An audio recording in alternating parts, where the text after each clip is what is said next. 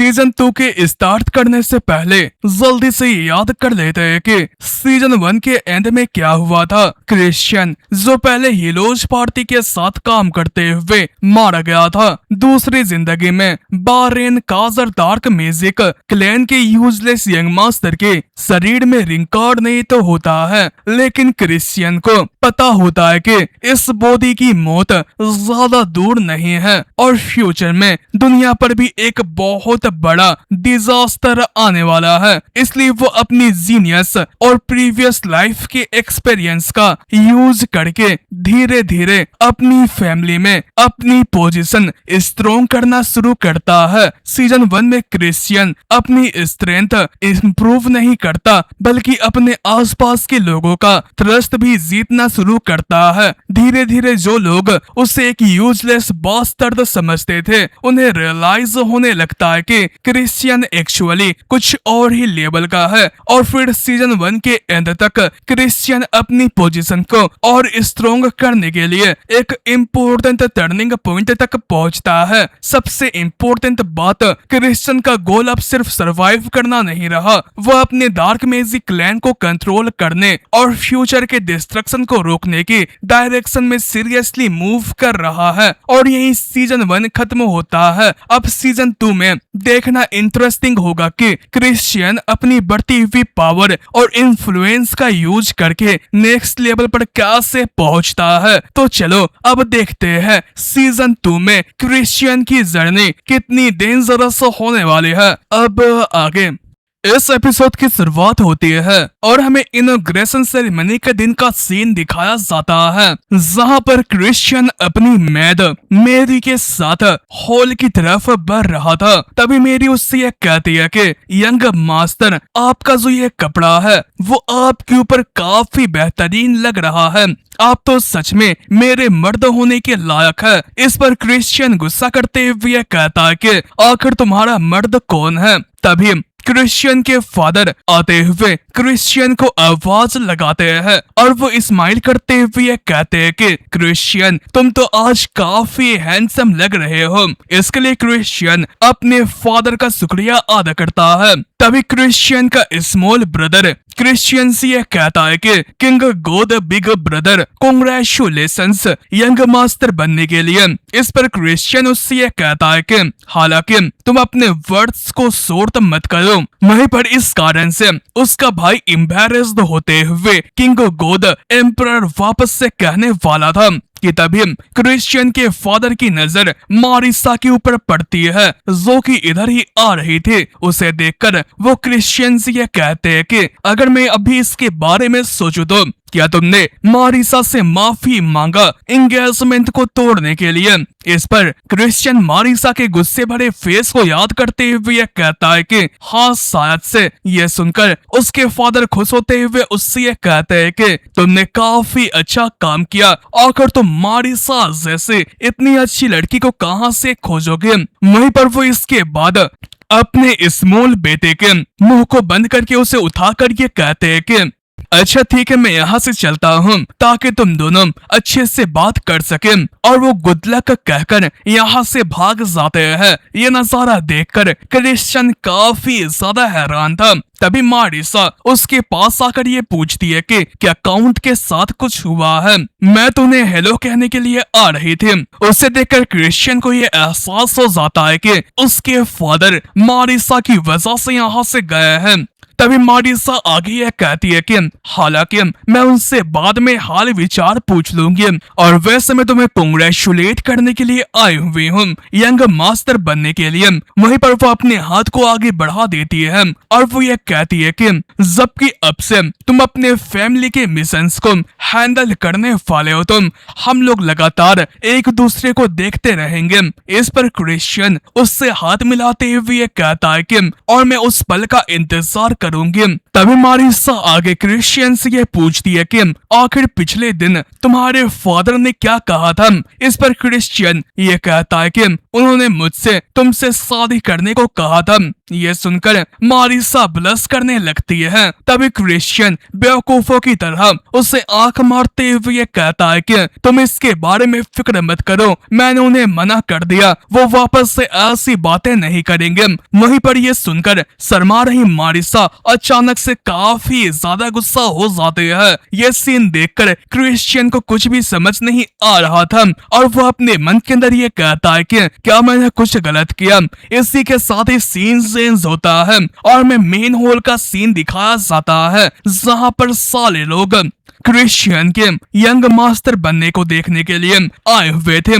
तभी इन ऑडियंस के बीच में एक लेडी ये कहती है कि वो तो इस दुनिया के अंदर काफी जल्दी आगे बढ़ रहा है। वो एक सियोन था जो कि अब एक यंग मास्टर बनने वाला है। इस पर उसके बगल वाला साथी उससे ये कहता है कि हालांकि उसने इस टाइटल को कमाया है, उसने वैसे भी काफी बड़ा अचीवमेंट हासिल किया था। वहीं पर ये लोग बातें कर ही रहे थे कि तभी इनकी नजर दरवाजे को खुलने की आवाज को सुनकर साइड पर पड़ती है। यहाँ तक कि लांघम और फेरेसिया भी हैरान होकर साइड देखते हुए ये कहते हैं कि आखिर क्या चल रहा है, लेकिन वो साइड का सीन देखकर काफी हैरान हो जाती है और वो ये कहती है कि माय लॉर्ड, और उसकी ये कहने का कारण ये होता है कि क्रिश्चियन के ग्रैंडफादर उसकी आंट के साथ यहाँ पर पहुंच चुके होते हैं। वहीं पर इस कारण से फेरेसिया एम्बैरेस्ड होकर खड़ी होते हुए अपनी मन के अंदर ये कहती है कि ये एक ऐसा इंसान है जो कि माइसिया के इनॉग्रेशन के वक्त पर भी नहीं आया था, तो आखिर वो अभी के वक्त पर यहाँ क्या कर रहा है। वहीं पर उनके रिएक्शन को देखकर आंट अपने मन के अंदर ये कहती है कि जैसा कि मैंने एक्सपेक्ट किया था वैसा ही हो रहा है। इसी के साथ ही हमें पिछले दिन का सीन दिखाया जाता है जहां पर हंट परेशान होकर ग्रैंडफादर से यह कहती है कि क्या आप सच में सेरेमनी को अटेंड करने वाले हैं। इस पर ग्रैंडफादर ये कहते हैं कि क्या मैं वहां नहीं जा सकता। इस पर आंट ये कहती है कि आपको ये अच्छे से पता होगा कि अगर आप वहां जाते हैं तो आखिर इसका क्या मतलब होगा। अगर आप ओपनली क्रिश्चियन को सपोर्ट करते हैं तो जो वो बच्चा है वो सारे यंग मास्टर्स और यंग लेडीज का टारगेट बन जाएगा, और साथ ही साथ जो मार्किस लांघम और जो हाई रैंकिंग के डार्क मैजिशियंस है वो भी उसके खिलाफ हो जाएंगे।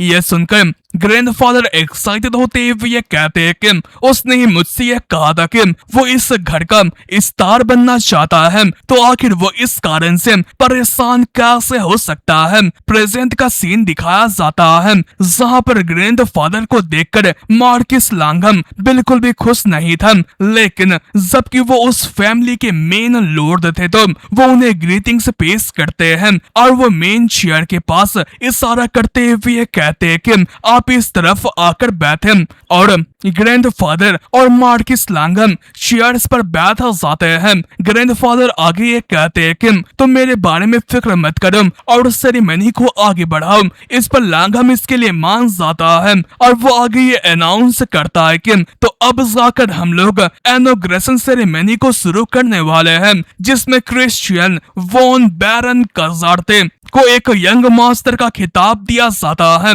वहीं पर यह सुनकर क्रिश्चियन आगे अरेना की तरफ बढ़ने लगता है जहां पर ऑलरेडी मार्किस लांघम एक स्वर्ड को लिए खड़ा था। वहीं पर वहां पहुंचने के बाद क्रिश्चियन मार्किस लांघम के घुटनों के पास बैठ जाता है और मार्किस लांघम अपने स्वर्ड को उसके ऊपर रखकर ये अनाउंस करता है कि इसी के साथ ही मैं ये डिक्लेयर करता हूं कि Christian von Baron Kazarte house of darkness का यंग मास्टर बन चुका है। वहीं पर इसी के साथ ही क्रिश्चियन आगे ये बताता है कि मैं अब हाउस ऑफ डार्कनेस का यंग मास्टर बनने में कामयाब हो चुका हूँ, लेकिन साथ ही साथ जो एज ऑफ डिस्ट्रक्शन है वो भी काफी नजदीक है, और जितनी की मेरी एबिलिटीज है मैं इस पर कुछ भी नहीं कर सकता हूँ, इसलिए मुझे और भी जल्दी ताकतवर बनना पड़ेगा और मुझे अपने पावर और इन्फ्लुएंस को और भी बढ़ाकर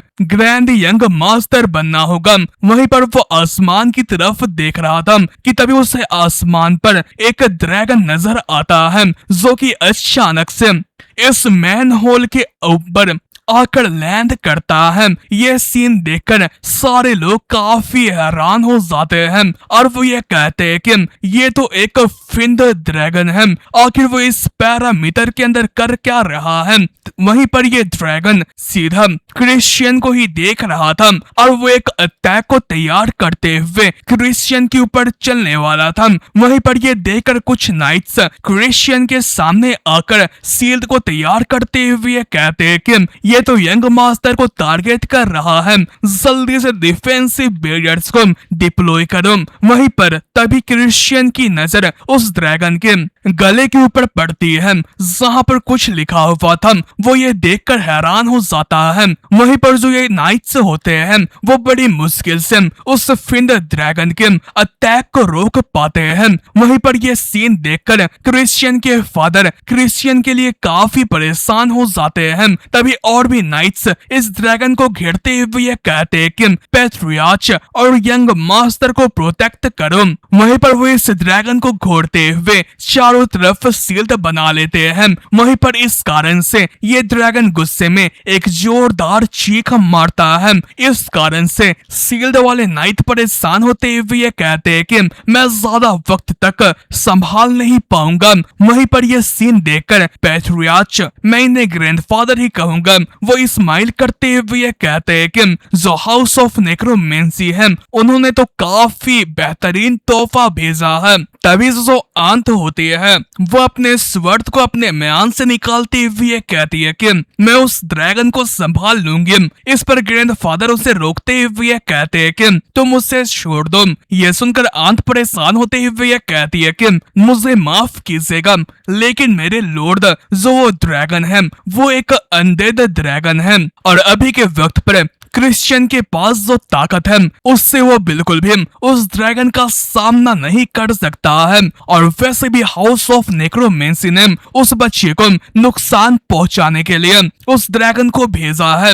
लेकिन ये सारा नजारा देखकर तुम ग्रैंडफादर मजे ले रहे थे। तभी वो अचानक से अपने सीट से खड़े हो जाते हैं और वो ये अनाउंस करते हैं कि सारे सोल्जर्स पीछे आ जाए, क्योंकि काफी टाइम हो चुका है यंग मास्टर्स और यंग लेडीज के प्रोग्रेस को देखे हुए। और जबकि वो लोग हाउस ऑफ डार्कनेस के सक्सेसर से तुम उनके पास इतनी तो स्किल होनी चाहिए ना कि वो एक ड्रैगन को खत्म कर सके। वहीं पर यह सुनकर यंग मास्टर्स में से एक यंग मास्टर माइसिया काफी घबरा जाता है। वहीं पर क्रिश्चियन के फादर इस कारण से क्रिश्चियन के लिए परेशान हो जाते हैं। तभी यंग लेडीज में से एक यंग लेडी जोविंस सामने बढ़ते हुए यह कहती है कि जैसा आपका हुक्म, और वो काफी तगड़े तरीके से उस ड्रैगन के ऊपर अटैक करने के लिए चली जाती है। वहीं पर यह देखकर दूसरी यंग लेडी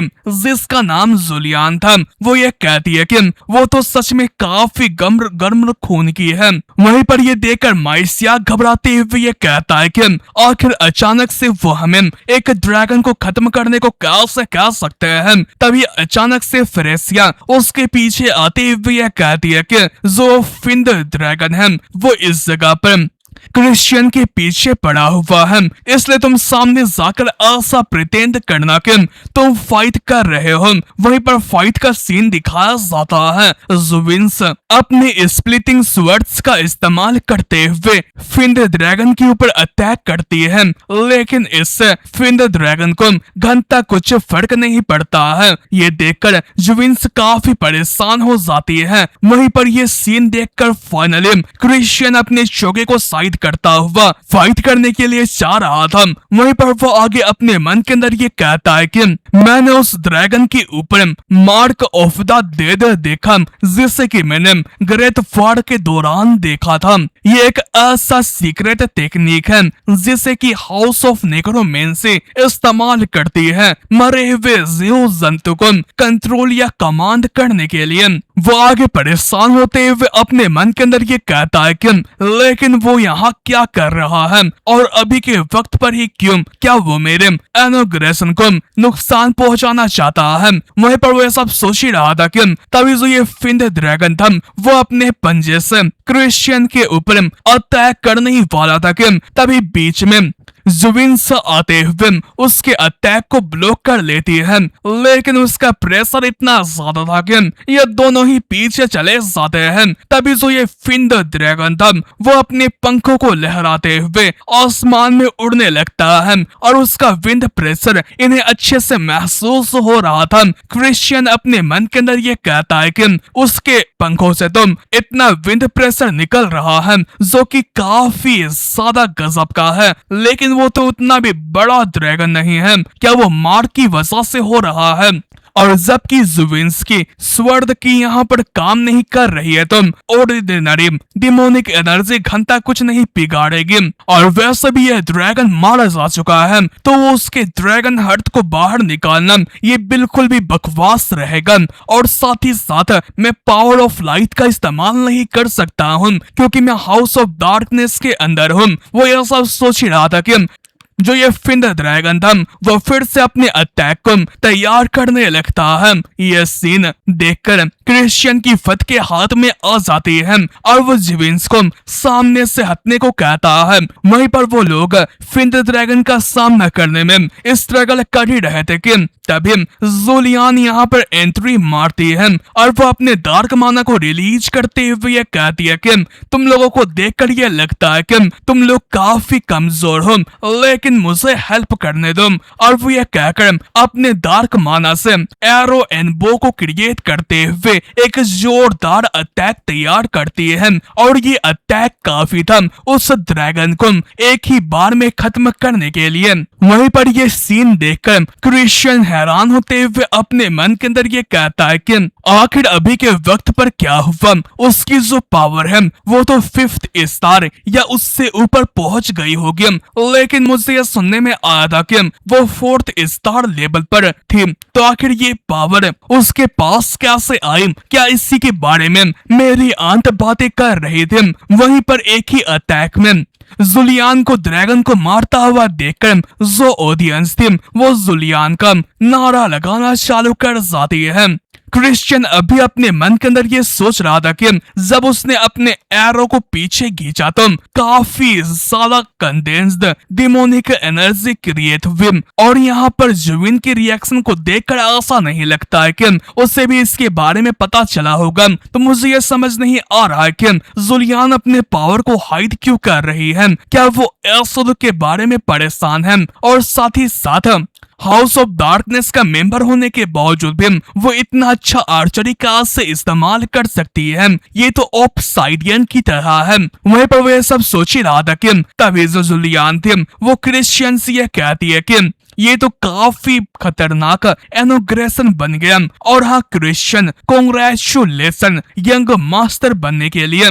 वहीं पर इस कारण से क्रिश्चियन परेशान होते हुए शुक्रिया अदा करता है। वहीं पर ऑडियंस आगे ये बातें कर रही थी कि अचानक से इनॉग्रेशन के दौरान एक फिंड ड्रैगन का अचानक से आ जाना, तो इसका एक ही मतलब निकलता है, जो बाकी की हाउसेस है वो इंटरफेयर करना चालू कर चुकी है। ये सीन देखकर मुझे लगता है कि यंग मास्टर क्रिश्चियन का जो रास्ता है वो कांटों से भरा हुआ रहेगा।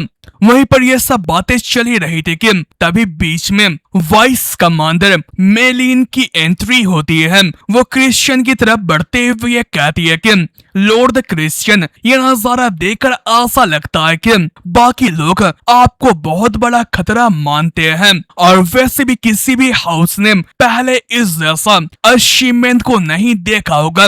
इसलिए मैं मेलिन, जैसा कि मैंने वादा किया था, वो आगे क्रिश्चियन के सामने अपने घुटने टेक कर ये कहती है कि मैं यंग लॉर्ड क्रिश्चियन के सामने अपनी लॉयल्टी जाहिर करती हूँ। इस पर ऑडियंस हैरान होते हुए ये कहती है कि वो तो मेलिन है ना, जो कि ब्लैक स्वैम्प नाइट्स की मैड डॉग है। इस पर दूसरा ऑडियंस ये कहता है कि तो आखिर उस जैसी भयानक लड़की जिसने कि आज तक किसी के सामने अपना सर नहीं झुकाया है, वो यंग मास्टर के सामने अपना सर कैसे झुका सकती है। वहीं पर ये सीन देखकर क्रिश्चियन खुश होते हुए अपने मन के अंदर ये कहता है कि मुझे ये नहीं लगा था कि वो इतनी जल्दी चीजों को इतना आगे ले लाएगी। वो तो सच में मेरे ऊपर काफी बड़ा एहसान कर रही है। वहीं पर वो आगे उसके सेम लेवल पर आते हुए ये कहता है कि तुम्हारा मेरे ऊपर काफी बड़ा एहसान हुआ। तभी मेलिन आगे ये कहती है कि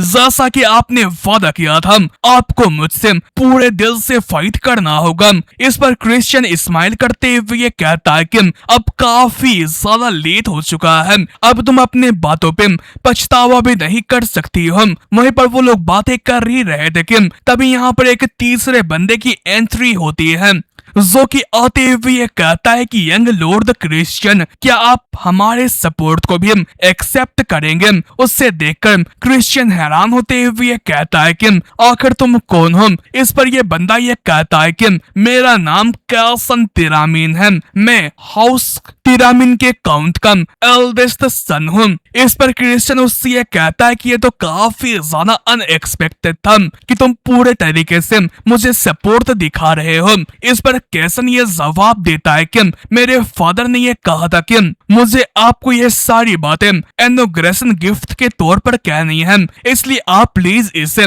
एक्सेप्ट कर लें। इस पर क्रिश्चियन ये कहता है कि तुम तो पूरे तरीके से काउंट की तरफ बातें कर रहे हो। तभी कैसन आगे ये कहता है कि लेकिन उनका एक रिक्वेस्ट है। ये सुनकर क्रिश्चियन ये सोचों में गुम पड़ जाता है कि आखिर उनका क्या रिक्वेस्ट तो होगा। तभी कैसन अपने छोटे भाई को क्रिश्चियन के सामने करते हुए ये कहता है कि और वो रिक्वेस्ट ये है। उसे देखकर क्रिश्चियन उससे ये कहता है कि तो तुम जिंदा और सही सलामत हो और मुझे ये बताओ कि चोको क्या कर रही है। इस पर ये बच्चा ये कहता है कि क्या तुम्हें यह लगा था कि वो मारी जा चुकी है? तभी कैसन अपने भाई से ये कहता है कि एलोस, तुम जरा उन्हें रिस्पेक्ट दिखाओ, क्योंकि ये वही यंग लॉर्ड होने वाले हैं जिनकी आज से तुम खिदमत करने वाले हो।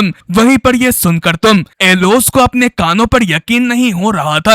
वो अपने कान को सामने करते हुए कहता है कि क्या? इस पर कैसन ये बताता है कि यंग लॉर्ड, जैसा कि आपको ये पता होगा कि ये मेरा यंगर ब्रदर है जिसका फ्यूचर बिना रंगों के है और साथ ही साथ वो स्टिग्माता को ऑब्टेन करने में फेल्ड हो चुका है, लेकिन अगर आप इसे अपने अंदर ले लेते हैं तो वो आपसे काफी कुछ सीख सकता है। वहीं पर इस कारण से एलोस काफी ज्यादा परेशान हो जाता है। वहीं पर ये सीन देखकर क्रिश्चियन अपने मन के अंदर ये कहता है कि कैसन ये चाहता है कि एलोस मेरे साथ रहकर अचीवमेंट को हासिल करे, और मेरे ख्याल से ये जो चीजें हैं वो हाउस तिरामिन के लिए उतनी भी बुरी नहीं है, क्योंकि वो इस जरिए से हमारे साथ अच्छा खासा कनेक्शन बना सकते हैं। अच्छा, एलोस के बारे में बात करी जाए तो उसने एज ऑफ डिस्ट्रक्शन के अंदर अपना काफी बड़ा नाम बनाया था। उसके पास टैलेंट था, लेकिन जबकि मैंने उसके लाइफ से